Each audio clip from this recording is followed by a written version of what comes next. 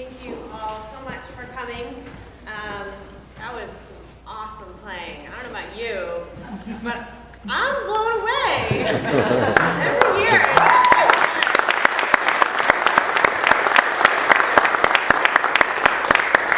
So just a couple things. First, let's please thank Charo Naruse, our wonderful pianist.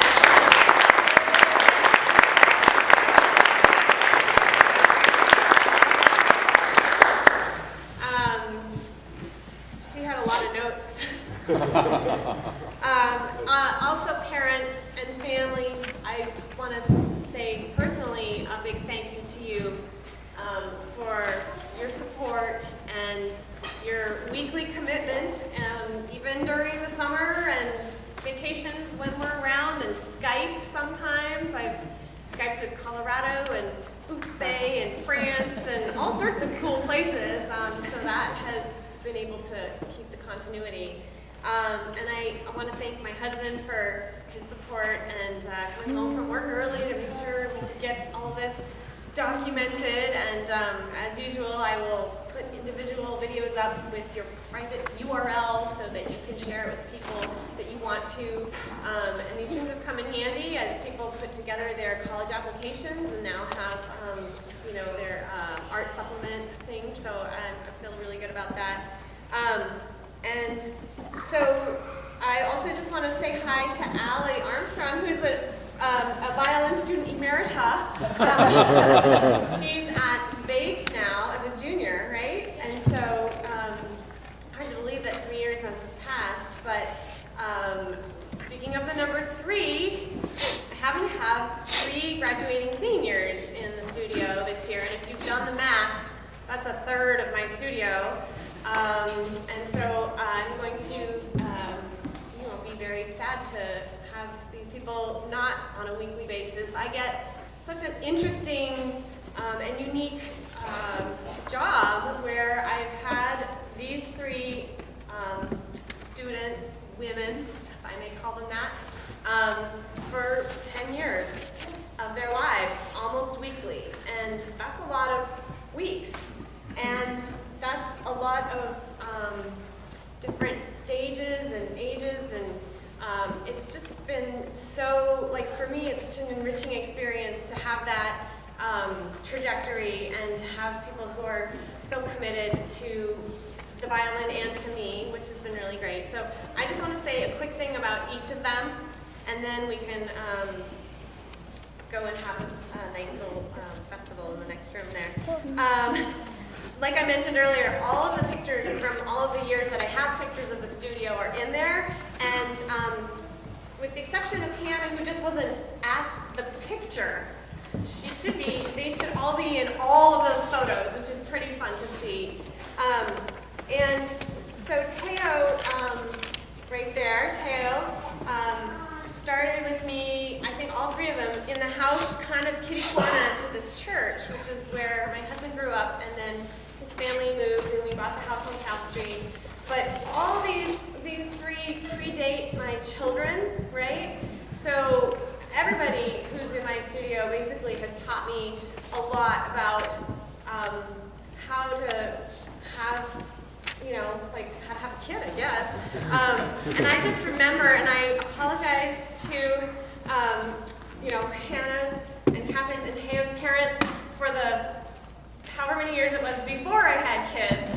Some of the unrealistic expectations that I had about, of course, you have 3 children, why can't you practice, with each of them for a good hour? I don't understand what the problem is.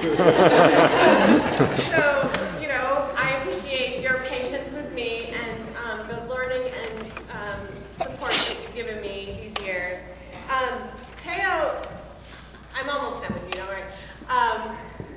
She's so much fun because she's, I really see a reflection of myself as a high school kid in her, with many diverse interests and abilities, and it's hard to balance all of those things, and you have people pulling on you from each direction. And the word that comes to mind is spunky. I hope that's an okay word, because I think of that as a hugely positive attribute, and one that is going to serve her really well in college. And she's currently looking at liberal arts colleges in the Northeast. We're not totally sure yet where, but I know that she's going to take her music with her, and it's going to help her make friendships, find new and different ways to be whatever she wants to be, wherever she wants to be. And I know she has these great science projects she does with turbines and something else recently. It's in your program, I can't remember now. Cricket flower. What's that? Cricket flower. Cricket flower, yes, right. And she's done Model UN in New York for the last couple of years.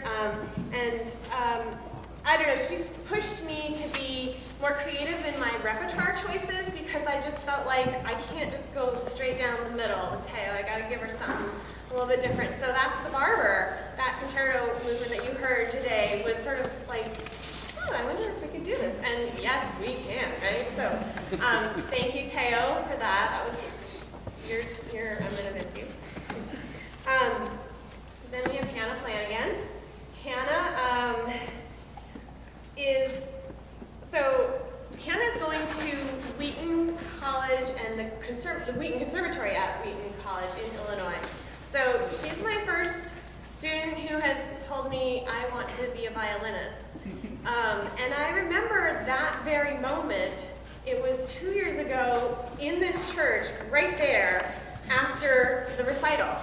She just came up to me and basically said, I'm gonna do this. And I was like, great! Now what do I need to do to support that? Because there's a whole other thing when you're applying to conservatories and putting auditions and things together. So that has been an incredibly fulfilling and fun process for me. I've learned a lot, and I'm really, really excited for her. And I know that she's going off to study with a great teacher that she has a relationship with already, and so it's just gonna keep going in a wonderful direction. So I'm very excited for you. And like last weekend, right before our practice performance, she was playing in the Kachmar competition on stage at the Merrill, or where was that? No, it was in St. Luke's Church or something like that. But nevertheless, like, she's busy. And then she comes here and has to perform a whole other piece of music. She had 2 other pieces on that. And this, so she's just really put herself out there doing everything she possibly can. We have orchestra. She's going to All Eastern this year, which is where? New Jersey. So, I'm so proud of you and excited for you, and I can't wait to hear how things are going. So I'm gonna miss you too.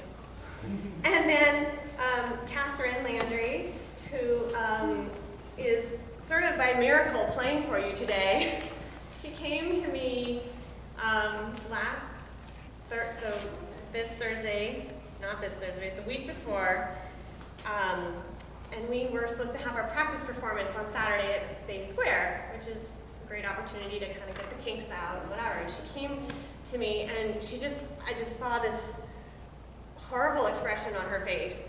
And she showed me her left wrist, and it had a bump, like huge swollen bump thing on her wrist.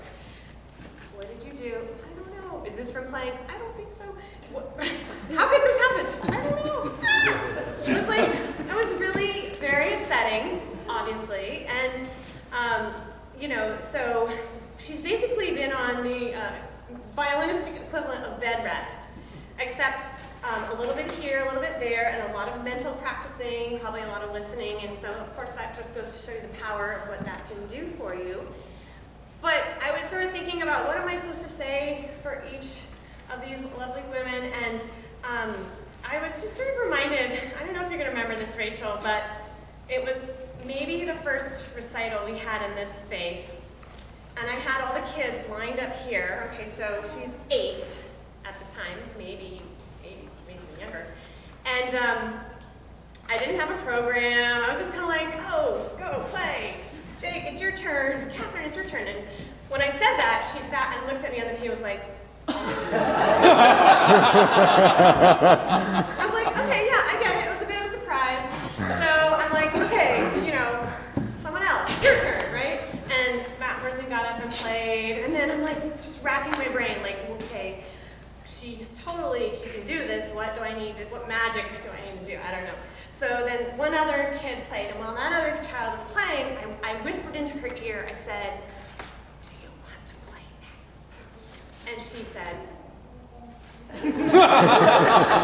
and do you remember that? She said she doesn't remember. I asked her if I could tell the story because she doesn't remember. And